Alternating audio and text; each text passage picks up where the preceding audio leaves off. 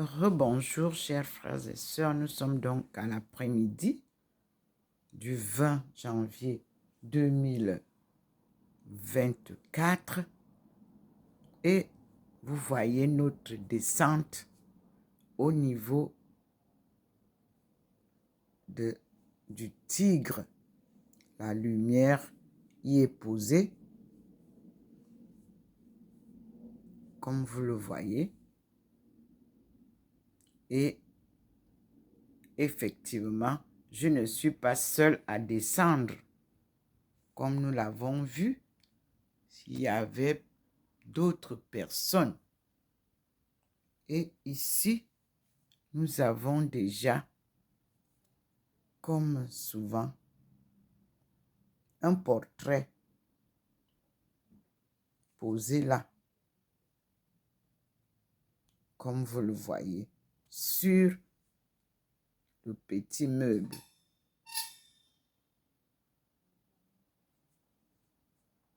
Nous voyons la lumière qui est venue d'en haut, descendant sur le tigre.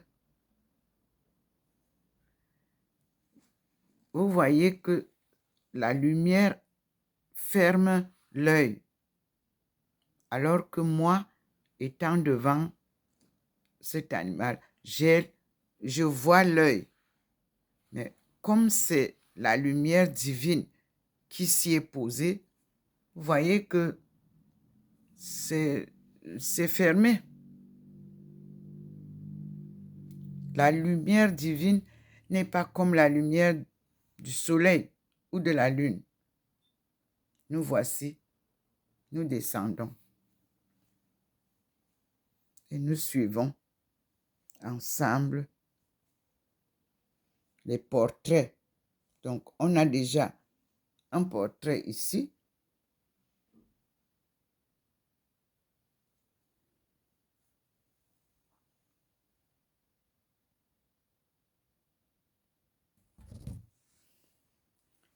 Nous avons un portrait en bas ici qui n'est plus comme le portrait d'Abdul Baha'i.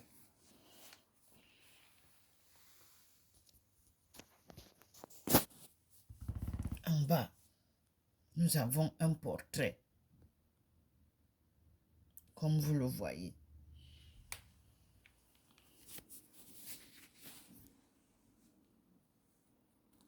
Et vous voyez les lumières, il y a 3 points de lumière, des traits de lumière, et là, le grand point, la trace qui illumine là.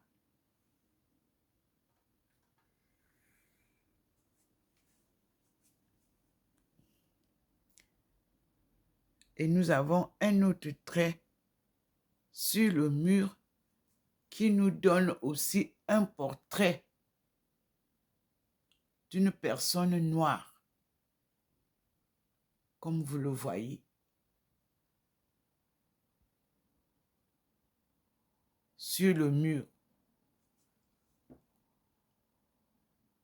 Ça fait 2 personnes, 2 personnages sur le mur qui longe cet endroit qui rejoint le petit meuble et qui rejoint le tigre. Ça, c'est la première fois que nous voyons ça. Les Africains debout. Il y a 3 personnes. Mes frères et sœurs, le Seigneur nous montre des merveilles. Vous-même, vous pouvez regarder aussi. J'espère que vous aurez l'occasion de bien regarder. Le millénaire africain se signale avec la puissance divine. Vous pouvez voir que la lumière vient d'en haut. Voilà le petit point qui vous montre la lumière. Elle vient d'en haut, donc de l'extérieur. Puis, elle descend là. Voyez comment le petit point descend avec vous. Descend sur l'animal et l'endroit-ci. Et nous avons des profils qui sont bien montrés là. Sur le mur, nous avons des profils. Là, je me suis mise à l'arrière-plan. Puis, vous avez ici un personnage comme à genoux, en prière.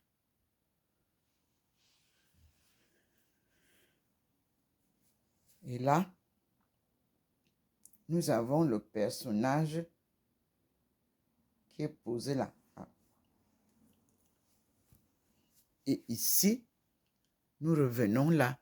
Vous voyez que je descends là, au niveau du bois. Et nous sommes là, avec la lumière divine. Vous voyez? C'est qui... Et nous avons un autre portrait sur le mur.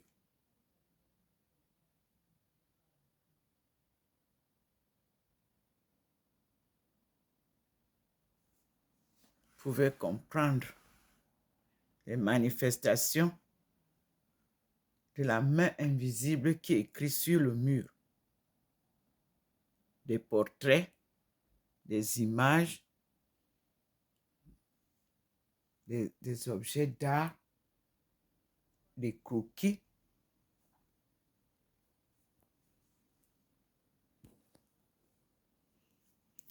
Il n'y a que la main invisible de Dieu qui peut faire ça. Et nous voici ici. Le portrait est là.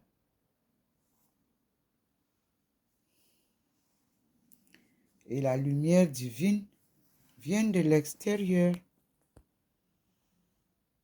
Voyez les traits sur le sol du balcon.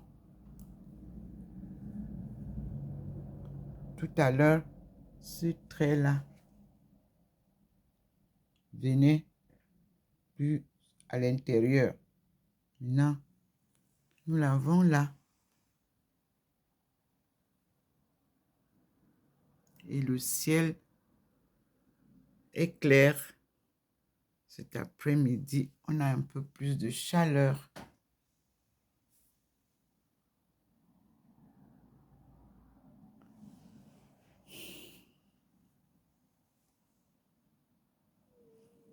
Nous continuons la marche et nous avons au niveau de l'écriture du Christ, il nous a posé encore sa lumière qui nous rappelle, crois au Seigneur et tu seras sauvé. Nous vous disons, merci Seigneur. Merci mon Dieu. Tu es merveilleux. À toi la gloire.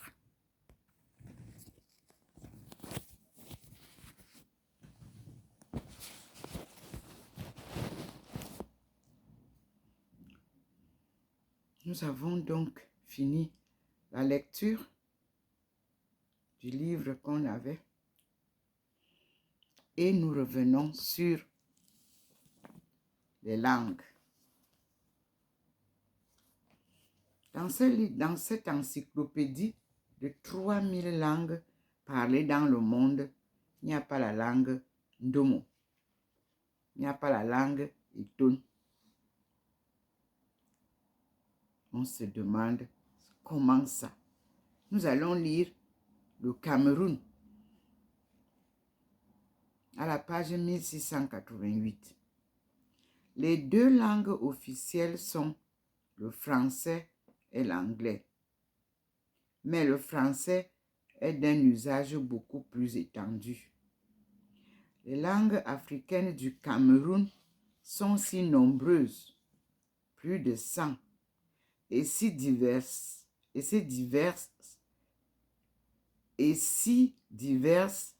qu'il paraît exclu que l'une d'elles prenne une importance dominante à côté du français et de l'anglais.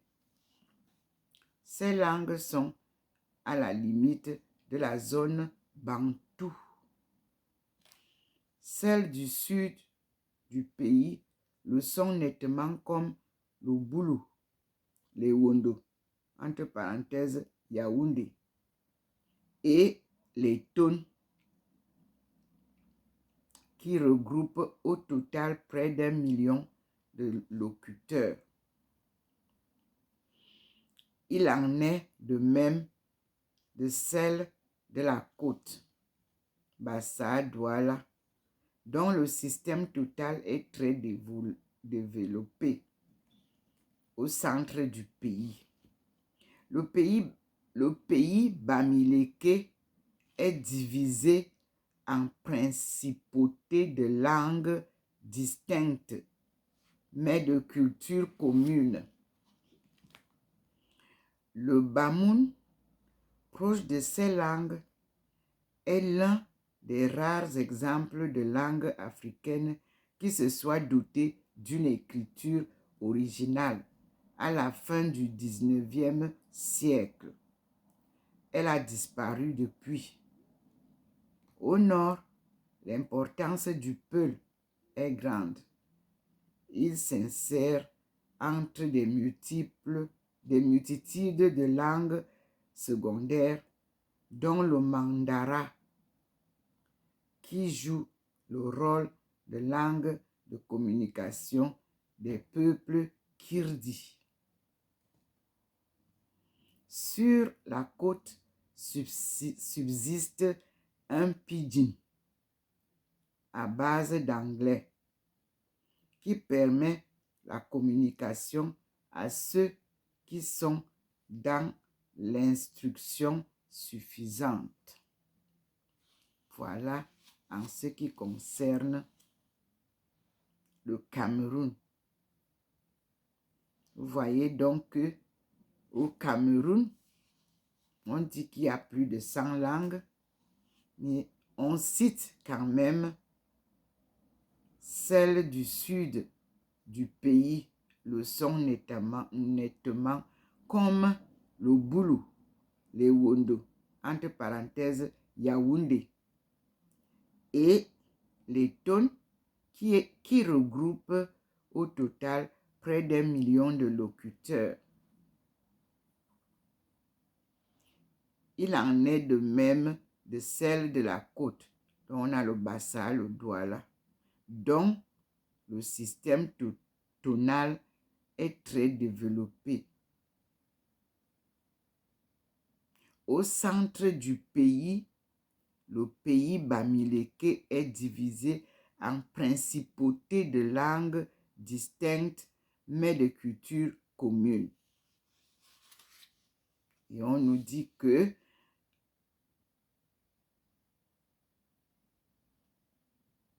le Bamoun, proche de ces langues, est l'un des rares exemples de langues africaines qui se soit doté d'une écriture originale à la fin du XIXe siècle. Elle a disparu depuis. Nous arrêtons là et nous disons merci au Seigneur. Parce que la langue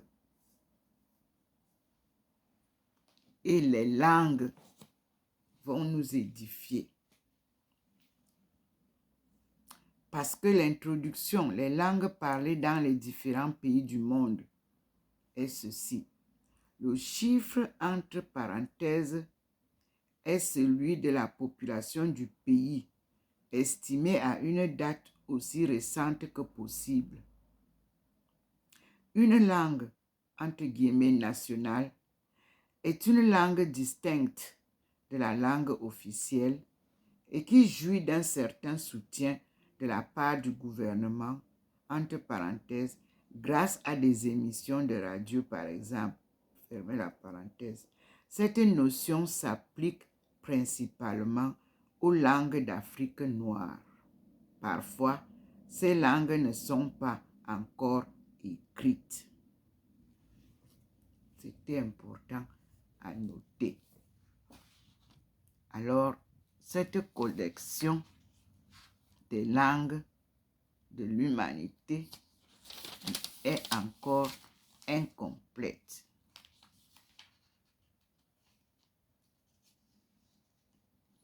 Saint Augustin dit que mieux vaut les reproches des grammairiens que l'incompréhension du peuple. Augustin, c'est Saint Augustin, la cité de Dieu.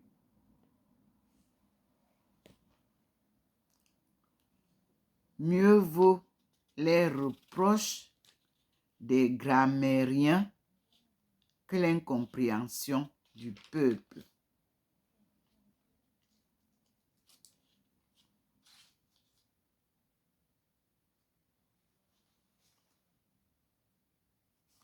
Nous allons donc comprendre la langue des idées exprimées par des sons et parfois une écriture. La phonétique, le système vocalique d'une langue, les consonnes, les tons, l'accent tonique, les liaisons, les correspondances phonétiques et linguistiques, puis la grammaire.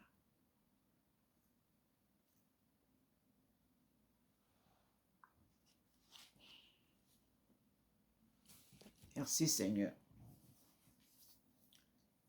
Nous allons continuer à écouter le Seigneur et à observer le mouvement sur le mur. Merci Seigneur. Et je vous ramène et vous voyez l'évolution.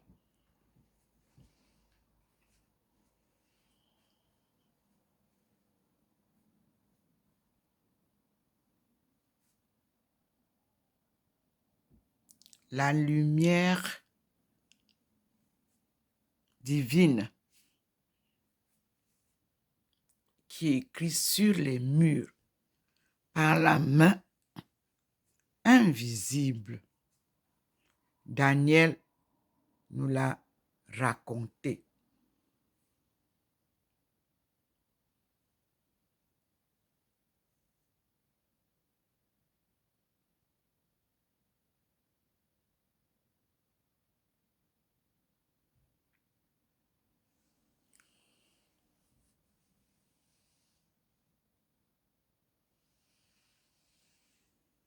Là, vous avez mon portrait comme habillé aujourd'hui. Voyez qu'au cou, j'ai ça. Sur le mur, voilà le portrait avec mes lunettes aux yeux.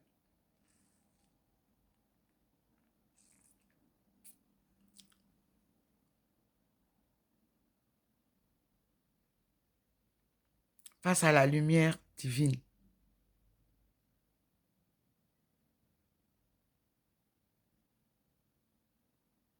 J'espère que vous aussi, vous le voyez bien.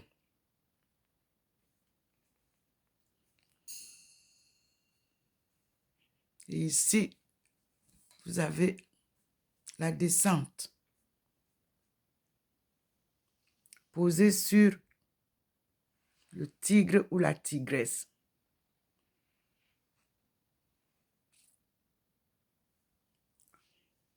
Ici, vous avez la grande lumière qui se pose au niveau de là où le Seigneur me pose souvent. Et là, vous observez la lumière qui vient de l'extérieur et qui se pose à l'endroit où nous avons commencé la marche. Et il y a un personnage là-dessus.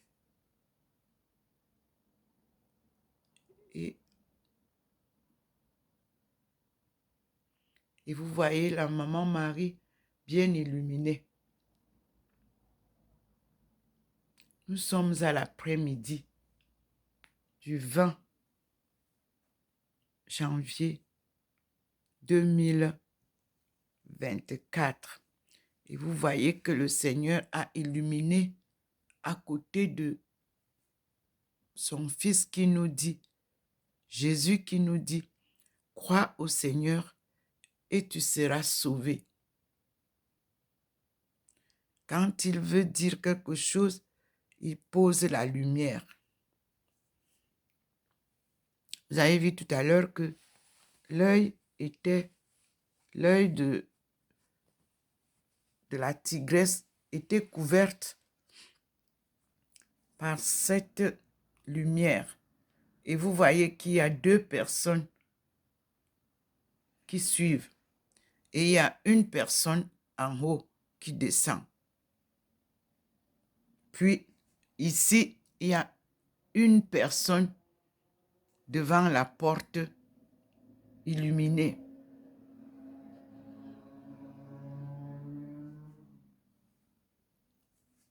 Compte tenu du froid, vous voyez que j'ai porté l'écharpe au cou.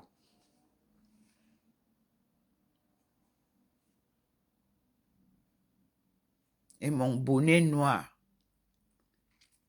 Et si vous observez bien, vous verrez que j'ai mes lunettes aux yeux.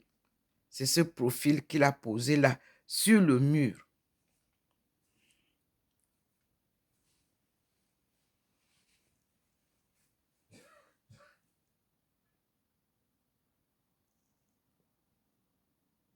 Voilà le profil d'ici. Merci Seigneur.